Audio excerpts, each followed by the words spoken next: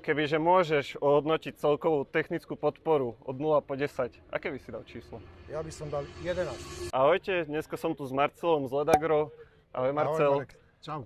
Ty máš od nás navigáciu, ja sa ťa chcem opýtať, že v akom stroji to máš a ktorý konkrétny model máš od nás navigácie?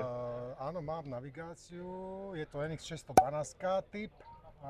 Mal som to najprv v Zetore, v ZTS-ku 162, potom som tu prehodil do John Deere 6930 a doteraz na tom jazdím.